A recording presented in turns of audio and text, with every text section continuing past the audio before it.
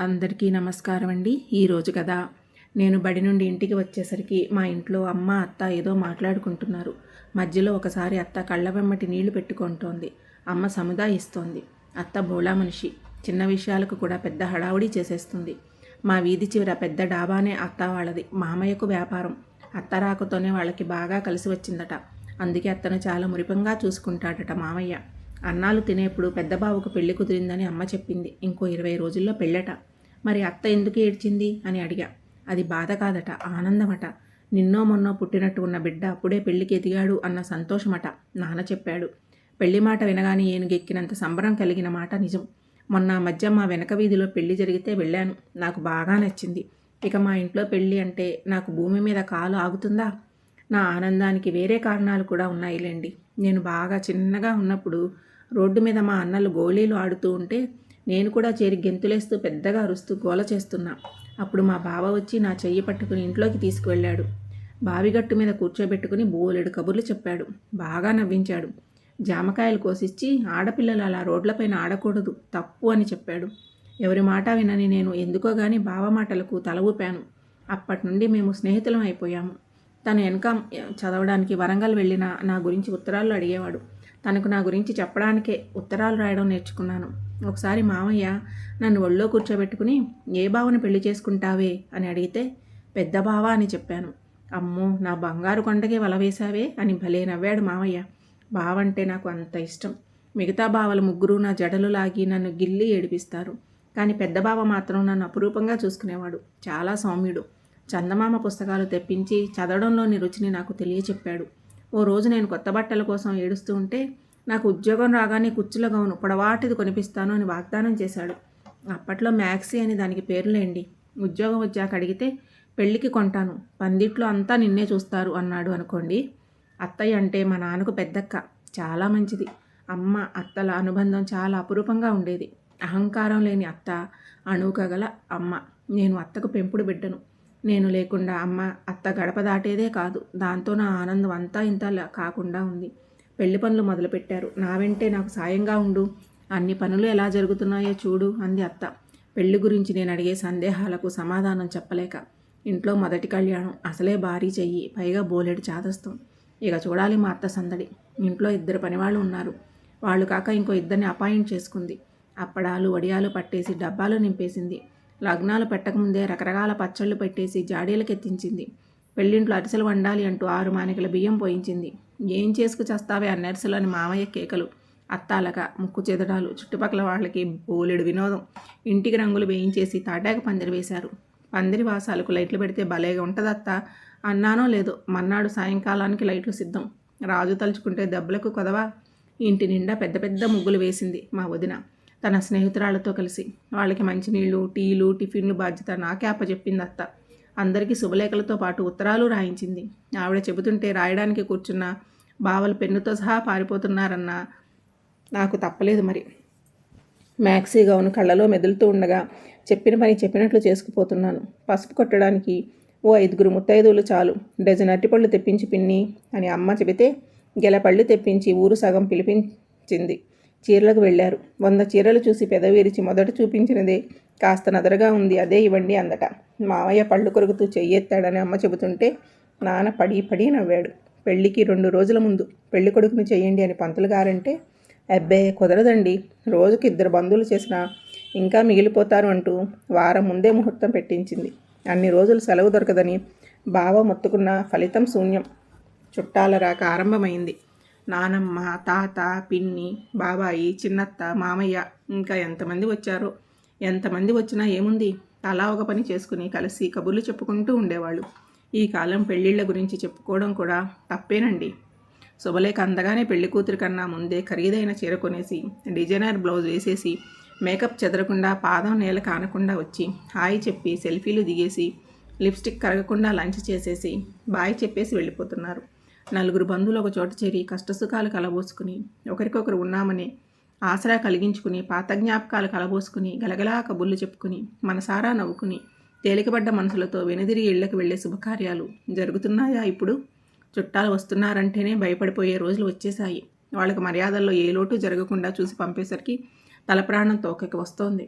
సర్దుకుపోయే మనస్తత్వాలు అంతరించిపోయి తప్పులు వెతికే గుణం ఆవిర్భవించింది కదా. అమ్మ చాలా మెతక, కానీ మా పిన్ని కొంచెం గడుసు. చాలా సందడి, అందరినీ అనుకరిస్తూ నవ్విస్తూ ఉంటుంది. మామయ్య ఇంట్లో ఉన్నంతసేపు చిమ్మ చిటుక్కుమన్నా వినపడేంత నిశ్శబ్దంగా ఉండే ఇల్లు మామయ్య బయటకు వెళ్ళగానే పైకప్పు ఎగిరిపోయేలాగా గొడవ మొదలు. వంటిళ్ళు వదిలి బయటకు రావడానికే తీరని ఆడవాళ్ళు, అందులోనూ ప్రత్యేక ప్రపంచాన్ని నిర్మించుకునేవాళ్ళు.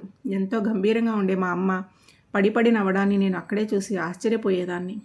మామయ్య తరపు బంధువులు కూడా పెళ్లి పేరెంటాలకి వచ్చినప్పుడు ఎంతో కలుపుగోలుగా ఉండేవాళ్ళు మాతో. పెళ్లి కొడుకును చేసిన ఆ వారం రోజులు గారెలు, పూర్ణాలు, పులిహోర, పాయసంతో కూడిన కమ్మని భోజనమే. రకరకాల ఆటలు నేర్చుకునేదాన్ని నేను మా చెల్లెళ్ళ దగ్గర. దేవుడి గదిలో పళ్ళెం నిండా చుట్టలుగా ఎర్రగా పేర్చి ఉన్నాయి ఏవో స్వీట్లు, జాంగ్రీలు అని తర్వాత తెలిసింది. ఒక్కటి తీసుకురావే, ఆటలో ప్రసాదంగా పెట్టుకుందాం అంది మా గీత. దొంగతనం అలవాటు లేదు కానీ దాని మాటకి ఎదురు చెప్పలేక మెల్లిగా వెళ్ళి ఒకటి తీసుకుని వెనుదిరిగేసరికి మా చిన్నత్త ఎదురుగా ఉంది. పై ప్రాణాలు పైనే పోయాయి.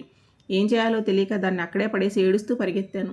దొంగ అనే ముద్ర పడిపోయిందేమో అనే ఆవేదన కన్నా అందరికీ తెలిసిపోతుందనే బాధ ఎక్కువగా బాధిస్తూ ఉండగా అత్త వచ్చి రెక్కపుచ్చుకుని లాక్కెళ్ళింది. నన్ను ఇరికించిన వాళ్ళ అడ్రస్ లేకుండా పోయారు. ఊరికి సిద్ధపడి తల వంచుకుని నిల్చున్నాను. 2 చేతుల్లో 2 జాంగ్రీలు పెట్టి నెత్తి మీద చిన్నగా ముట్టి, మీ కాసం కాదటే ఇంత చేస్తుంది, తినడానికి తీసుకోవడానికి భయమెందుకు, ఇది మన ఇల్లు అంది. తలుచుకుంటేనే కళ్ళ వెంబటి వెచ్చని కన్నీళ్లు చెంపల్ని తడిపేస్తున్నాయి. అచ్చంగా నాటి అత్త ప్రేమలాగా. ఇంకా మిగిలి ఉన్నారా అలాంటి ప్రేమమూర్తులు? ఉంటే వారికి నా పాదాభివందనం. ఓ చిన్న పరభావం కూడా ఉంది ఆనాటి జ్ఞాపకాల్లో. అత్త తోడికోడలు స్నానానికి వెళుతూ నా మెడలో గొలుసు వేసి నేను వచ్చే వరకు ఇక్కడే ఉండు అని నన్ను అక్కడే నిలబెట్టింది. నేను పక్కనే ఉన్న నిమ్మ చెట్టు ఆకులు గిల్లి వాసన చూస్తూ ఏదో పాటలు పాడుకుంటూ ఉన్నాను. అత్త హడావుడిగా వచ్చి, జాకెట్లు మిషన్ దగ్గర నుండి ఇంకా తేలేదుగా, నీకైనా గుర్తుండక్కర్లేదా, పరుగున పోయిరా అంటూ తరిమింది. అత్త చెప్పడం మనం ఆగడమునా? రయ్యమంటూ పరిగెత్తాను. అక్కడ కాస్త ఆలస్యం అయ్యింది. జాకెట్లు తీసుకుని వస్తున్నాను. బాగా చీకటి పడిపోయింది. ఏంటి వేళప్పుడు అమ్మ ఇటువైపు వస్తుంది అనుకుంటూ అమ్మాని నోరు తెరిచేలోగానే నా చెంప పగిలిపోయింది. నేను నివ్వెరపోయి నిలబడ్డాను. అమ్మ ఉగ్రరూపం చూసి వణికిపోయాను. నా మెడలోని గొలుసు తీసి గుప్పెట్లో భద్రంగా పట్టుకుని నా చెయ్యి పట్టుకుని ఈడ్చుకు వెళ్ళింది. పరిస్థితి అర్థమయ్యింది. ఆవిడ ఏమన్నదో తెలియదు కానీ అమ్మకి కోపం వచ్చింది అని. ఇదిగో పిన్ని గొలుసు అని ఆవిడకి నవ్వుతూనే ఇచ్చేసింది. నన్ను కొట్టడం ఎందుకో, ఆవిడతో అలా ఉండడం ఎందుకో తెలియలేదు కానీ అమ్మ మౌనం ఆనాటి ఆ పరిస్థితికి అవసరమని, అమ్మ ప్రశ్నించి ఉంటే గొడవ జరిగేదని, మనస్పర్ధలు వచ్చేవని, అమ్మకు భూదేవి అంత ఓర్పు ఉందని మా బావ తర్వాత చెప్పాడు. అందరూ అమ్మని ఎందుకు ఇష్టపడతారో అప్పుడే తెలిసింది. చిన్నపిల్లనుగా తెల్లారేసరికే మొత్తం మర్చిపోయాను. రేపు ఉదయం 7 గంటలకల్లా బస్సులు వస్తాయి, రెడీగా ఉండాలి అని హుకుం జారీ చేశాడు మామయ్య. పెళ్లి కూతురు వాళ్ళ ఇంట్లో పెళ్ళి. నువ్వు అన్నయ్యలతో ఇంటి దగ్గర ఉండు, నేను అమ్మ తమ్ముడు వెళ్తాం అన్నాడు నాన్న. గుండె ఆగిపోయేలా ఉంది. ఎన్ని రోజుల నుంచి కంటున్న కల ఇది. ఇలా బుగ్గిపాలు చేస్తారా అనుకుని వెక్కి వెక్కి ఏడ్చాను. కళ్ళు తుడుచుకోకుండానే అత్త ఒళ్ళో వాలిపోయాను. వాడెవడే నేను రావద్దు అనడానికి? వాడికేం సంబంధం? నువ్వు నా పిల్లవి, అంతగా ఇష్టం లేకపోతే వాడిని మానుకొమ్మను అని రంకెలేసింది. ఎండిన బీడుభూమి తొలకరికి తడిచి పులకరించినట్లు పులకరించిపోయాను. నాన్నను పిలిచి చెడామెడా దులిపేసింది. తల ఉంచుకున్నాడు. అక్క ముందు తమ్ముడు. నాన్న అక్కడ ఉండగానే పరుగున వెళ్ళి నా బట్టలు తెచ్చుకుని అత్తకు ఇచ్చేశాను. ఈ రోజు నుండి ఆ ఇంటికి నీకు సంబంధం తెగిపోయిందని మామయ్య కూడా చెప్పాడు. మ్యాక్సీ కొనమంటే 10 ఏళ్ల పిల్లవి కదా, ఇప్పుడు బాగోదు అని పొడవులంగా జాకెట్టు కొనిపించిన పెద్ద మనిషి మాటలు నమ్మాలని లేకపోయినా నాకు మరో దారి లేదు. రాత్రి పొద్దుపోయే వరకు వదిన తన స్నేహితురాళ్ళు గోరింటాకు పెట్టుకుంటున్నారు. చిన్న చాక్లెట్ని ఓ పాల పీకాను కాగితంలో చుట్టి దానిపై మరో కాగితం చుట్టి అలా పెద్ద గిఫ్ట్ ప్యాక్ లాగా చేశారు. అది పెళ్లి కూతురుకు ఇచ్చి విప్పమని చెబుతారంట. ఆవిడ విప్పలేక అవస్థలు పడుతూ ఉంటే ఏడిపిస్తారట. వింటుంటేనే ఎంతో గమ్మత్తుగా ఉంది. చూస్తే ఎలా ఉంటుందో. ఆ రాత్రి నిద్ర పట్టిందేమో చూడండి. ఉదయాన్నే బస్సులు బయలుదేరాయి. విజయవాడలో అమ్మవారి దర్శనం చేసుకు వెళదామంది అత్త. వచ్చేటప్పుడు ఆగితే దంపతులు ఇరువురు దర్శించుకుంటారు కదా అంటే, అప్పుడు వెళదాం ఇప్పుడు వెళదాం అని మొండికేస్తే అలక తీర్చే ఓపిక లేక మామయ్య సరే అన్నాడు. బస్సు ఆపారు. సగం మంది దిగారు. కొంతమంది ఒకటికి వెతుక్కుంటున్నారు. నేనేమో మొక్కజొన్న గండెలు కాల్చే వాడినే కన్నార్పకుండా చూస్తున్నాను. ఎవరో వచ్చి ఇక్కడ బస్సులు ఆపకూడదు, తీసేయండి అన్నా వినలేదు ఎవరు. పోలీస్ సైరన్తో జీపు కనపడగానే ఎక్కడి వాళ్ళని అక్కడే వదిలేసి డ్రైవర్ బస్సుతో పారిపోయాడు. బస్సులో ఉన్నవాళ్ళు కింద వాళ్ళ కోసం ఆహాకారాలు చేస్తూ ఉంటే బస్సు ఎటు వెళ్ళిందో తెలియక కంగారుగా పడిపోయారు కింద మిగిలిపోయిన వాళ్ళు. కింద మీద పడి మొత్తానికి అందరం కలుసుకుని బతుకు జీవుడా అంటూ బయలుదేరాం. దారి తెలియక ఎదురుగా వచ్చే చెరుకు బండ్లను ఆపడం, పెద్దవాళ్ళు దారి కనుక్కుంటూ ఉంటే కుర్రకారు మెల్లిగా చెరుకు గళ్లను బస్సులో నుంచి లాగేయడం. భలే సరదా. మామయ్యతో సహా అంతా చిన్నపిల్లలుగా మారిపోవడం చూసి అబ్బురంగా అనిపించింది నాకు. మొత్తానికి విడిదిల్లు చేరాం. కాఫీలు టిఫిన్లు చేసి మగాళ్ళు ఊరు చూడడానికి పోతే ఆడాళ్ళు పెళ్లి కూతురిని చూడడానికి పోయి పెళ్లి కూతురిది పిలక జుట్టు, మెలిక నడుం అంటూ వంకలు మొదలెట్టారు. వీళ్ళేదో అప్సరసలు అయినట్టు. నాలాంటి అటు ఇటు కాని గుంపు ఆటల మీద పడ్డారు. స్నానాలు కానించి ఒకరొకరుగా తయారయ్యి మేడ తాళాలతో పెళ్లి మండపానికి బయలుదేరాం. పెళ్లి కూతురు చక్కగా ఉంది. ఏంటో తెగ సిగ్గుపడుతోంది. ఇప్పుడు ఎంత సిగ్గుపడతారో తర్వాత అంత తడాకా చూపిస్తారని మా పిన్ని ఎవరికో గుసగుసగా చెబుతోంది. కాళ్ళగొళ్ళు తీశాక మంగళ స్నానాలు చేసి పట్టుబట్టలు కట్టుకుంటున్నారు. మండపం అంతా బాగా అలంకరించారు. పెళ్ళి రాత్రి 11 తర్వాత. అమ్మ వాళ్ళతో కలిసి భోజనం చేసి వచ్చి మండపం ఎదురుగా ఓ స్తంభం ఉంటే దాన్ని ఆనుకుని కూర్చున్నాను. అక్కడే అమ్మ వాళ్ళు కూడా కూర్చున్నారు. భోజనంలో కోవా కజ్జికాయ అనే స్వీట్ పెట్టారు. ఎంత బాగుందో. ఆ మాటే బాబాయ్తో అంటే ఓ 2 స్వీట్లు కాగితంలో చుట్టి తీసుకొచ్చాడు. పెళ్లి చూస్తూ తిందామని దాచుకున్నాను. అందరి పట్టులంగాలు, ఓణీలు, నగలు చూస్తూ ఉంటే కళ్ళు మూతలు పడుతున్నాయి. గట్టిగా కళ్ళు నలుపుకుని చూశాను. పెళ్లి కూతురు మండపంలోకి వస్తోంది. ఒక్క నిమిషం కళ్ళు మూసుకుని తెరిచాను. ఎర్రటి ఎండ వేస్తోంది. ఏదో శబ్దం అవుతోంది. అర్థం కాక చుట్టూ చూశాను. బస్సులో వెళ్తున్నాం. అందరూ పెళ్లి కబుర్లు చెప్పుకుని తెగ నవ్వేసుకుంటున్నారు.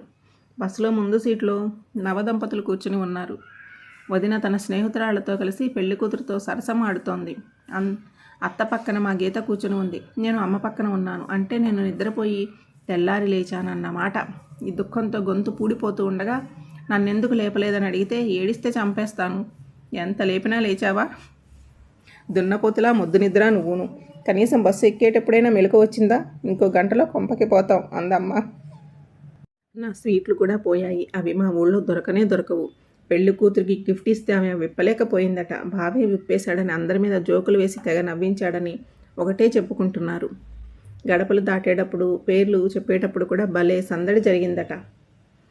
అసలు మండపంలోకి బావ రాగానే వెళ్ళి పక్కన కూర్చుందాము అనుకున్నాను. అప్పుడు నేనెవరో పెళ్లి కూతురికి తెలుస్తుంది కదా అనుకున్నా. నేను బావకు ఎంత ప్రత్యేకమో అందరికీ తెలియాలి అనుకున్నాను, ముఖ్యంగా పెళ్లి కూతురికి. కానీ అవన్నీ గీత చేసినట్లుంది. పెళ్లి కూతురుతో తెగ మాట్లాడుతోంది. అందరూ ఆమెను పలకరిస్తున్నారు. నేనే పరాయిదాన్ని అయిపోయాను అందరిలోకి. బావ నా ధ్యాస లేనట్లు పెళ్ళాంతో పరాచికలు ఆడుకుంటున్నాడు. హృదయం రగిలిపోతోంది. దిక్కుమాల నిద్ర. ఇప్పుడే వచ్చి చావాలా? చాకరీ నాకు, పేరు పరాయి వాళ్ళక. అసలు బావను నేనే చేసుకోవాల్సింది. మరీ చిన్నపిల్లవు వద్దు అన్నారు. పోన్లే పాపమని వదిలేశాను. కనీసం ఆ మర్యాద అయినా ఇవ్వాలి కదా. ఇంకెప్పుడు బావతో పలకను. గట్టిగా కళ్ళు మూసుకున్నా. ఏంటి ఆ ముద్దు నిద్ర? మీ అక్క ఇందాకటి నుంచి నీ గురించి అడుగుతుంది. ఏది నా సవితి అని. రా అంటూ వచ్చాడు మా బావ. హుషారొచ్చింది. చెంగున లేచి చెయ్యి పట్టుకుని వెళ్ళిపోయాను.